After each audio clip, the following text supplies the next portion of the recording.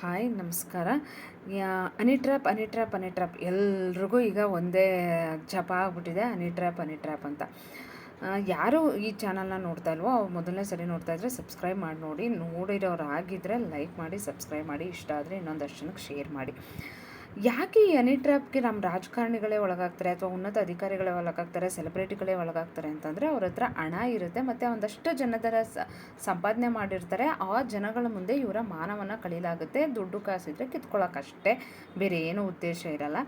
ಹಾಗಾಗಿ ಇವರು ಮೊದಲು ಹೆಂಗೆ ಶುರುವಾಗುತ್ತೆ, ಆ ವ್ಯಕ್ತಿಯನ್ನು ಪೂರ್ವಾಪರ ವಿಚಾರಣೆಯನ್ನು ಮಾಡಿಬಿಟ್ಟಿರ್ತಾರೆ. ಅವನು ಎಲ್ಲಿ ಹೋಗ್ತಾನೆ, ಎಲ್ಲಿ ಬರ್ತಾನೆ, ಅವ್ನ ವೀಕ್ನೆಸ್ ಏನೋ, ಸ್ಟ್ರೆಂತ್ ಏನೋ, ಅದೆಲ್ಲ ತಿಳ್ಕೊಂಡಾದ್ಮೇಲೆ ಈ ಅನಿ ಟ್ರ್ಯಾಪ್ ಮಾಡಬೇಕು ಅಂತ ಯಾರು ಹುಡುಗಿ ಇರ್ತಾಳೆ, ಯುವತಿ ಇರ್ತಾಳೆ, ಅವಳನ್ನು ಬಿಡಲಾಗುತ್ತೆ.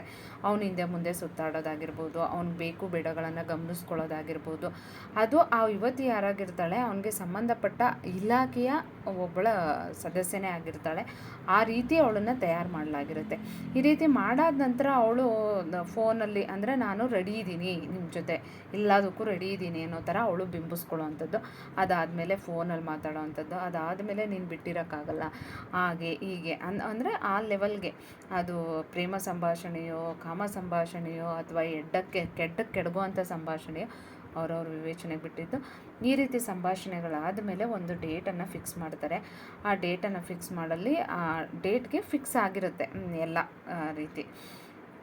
ಅವಳು ಆ ತಾಯಿ ಎಲ್ಲಿ ಹಿಡನ್ ಕ್ಯಾಮ್ರಾ ಇಟ್ಕೊಂಡು ಬಂದಿರ್ತಾಳೋ ಪ್ರತಿಯೊಂದು ಅವರ ಏನು ರಹಸ್ಯ ಕಾರ್ಯಾಚರಣೆ ಇರುತ್ತೆ, ರಹಸ್ಯ ಕಾಮಕ್ರೀಡೆ ಏನಿರುತ್ತೆ ಎಲ್ಲ ರೆಕಾರ್ಡ್ ಮಾಡ್ಕೊಂಡ್ಬಿಟ್ಟಿರ್ತಾಳೆ. ಅಲ್ಲಿಗೆ ಅವಳ ಕೆಲಸ ಮುಗಿದು ಬಿಡುತ್ತೆ. ಆ ರೆಕಾರ್ಡ್ ಮಾಡಿದಂಥ ಆಡಿಯೋ ವಿಡಿಯೋನ ತೊಗೊಂಡೋಗಿ ಅವಳು ಯಾರಿಗೆ ತಲುಪಿಸ್ಬೇಕೋ ಅಲ್ಲಿಗೆ ತಲುಪಿಸ್ತಾಳೆ. ಅಲ್ಲಿಗೆ ಅವಳು ಒಪ್ಕೊಂಡಂಥ ಕೆಲಸಕ್ಕೆ ಸಂಭಾವನೆ ಪಡೆದು ಹೊರಟೋಗ್ಬಿಟ್ಟಿರ್ತಾಳೆ. ಯಾಕೆ ಇಷ್ಟೆಲ್ಲ ಕಥೆಯನ್ನು ನಾನು ಹೇಳ್ತಾ ಇದ್ದೀನಿ ಅಂದರೆ ಇದಕ್ಕೊಂದು ಮೂಲ ಇದೆ. ಏನಪ್ಪ ಮೂಲ ಅಂದರೆ ಮಾತಾ ಹಾರಿ ಅನ್ನೋ ಒಬ್ಬ ಯುರೋಪಿಯನ್ ನೃತ್ಯಗಾರ್ತಿ. ಇವಳಿಗೆ ಮಾರ್ಗರೆಟ್ ಬೆಲೆ ಅಂತಲೂ ಹೆಸರಿರುತ್ತೆ. ಇವಳು ಇದೇ ಥರ ಮಾಡಿ ಸುಮಾರು 50,000 ಫ್ರೆಂಚ್ ಸೈನಿಕರ ಸಾವಿಗೆ ಕಾರಣಲಾಗ್ತಾಳೆ ಅಂತಂದರೆ ನಿಜಕ್ಕೂ ನಂಬಬೇಕು, ಅದು ನಿಜನೇ ಆಗಿದೆ. ನಮಗೆಲ್ಲ ಗೊತ್ತು 1914ರಿಂದ 1918ರವರೆಗೆ ಮೊದಲ ಮಹಾಯುದ್ಧ ನಡೆಯುತ್ತೆ. ಅದರಲ್ಲಿ Britain, France, Russia, Italy, United States, ಹೀಗೆ ಜಪಾನ್ ಎಲ್ಲ ದೇಶಗಳು ಪಾಲ್ಗೊಳ್ಳುತ್ತೆ. ಅದರಲ್ಲಿ ಫ್ರಾನ್ಸ್ಗೆ ಮತ್ತು ಜಪಾನು ತುಂಬ ಬದ್ಧ ವೈರಿಗಳ ಥರ ಗುದ್ದಾಡ್ತಿರ್ತಾರೆ. ಆಗ ಒಬ್ಬ ಜರ್ಮನ್ ಅಧಿಕಾರಿ ಈ ಮಾತಾ ಹಾರಿಯನ್ನು ದಾಳವಾಗಿ ಬಳಸ್ಕೋತಾನೆ.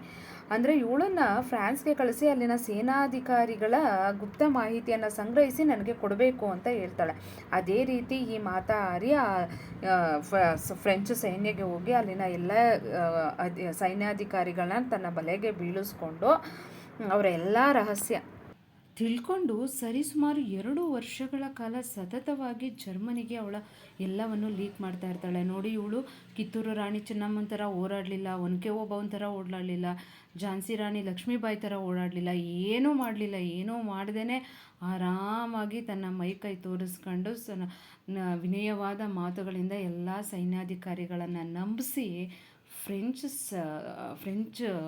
ಸೇನೆ ಸೋಲೋ ಥರ ಮಾಡ್ತಾಳೆ. ಸರಿಸುಮಾರು 50,000 ಸೈನಿಕರು ಮರಣವನ್ನು ಹೊಂದುತ್ತಾರೆ. 1ನೇ ಮಹಾಯುದ್ಧದಲ್ಲಿ ಫ್ರೆಂಚ್ಗೆ ಸೋಲಾಗುತ್ತೆ. ಇಷ್ಟಕ್ಕೆಲ್ಲ ಕಾರಣ ಈ ಮಾತಾ ಹಾರಿನೇ ಅಂತ ಗೊತ್ತಾಗುತ್ತೆ. ಆಗ ಅವಳಿಗೆ ಆ ಕೋರ್ಟು ಮರಣದಂಡನೆಯನ್ನು ವಿಧಿಸಲಾಗುತ್ತೆ. ಆ ನಂತರ ಇವಳು ಮರಣದಂಡನೆಗೆ ಗುರಿಯಾಗ್ತಾಳೆ ಅಂತ ಹೇಳಲಾಗುತ್ತೆ. ಹೇಗಿತ್ತು ಕತೆ? ಇಷ್ಟ ಆದರೆ ಲೈಕ್ ಮಾಡಿ.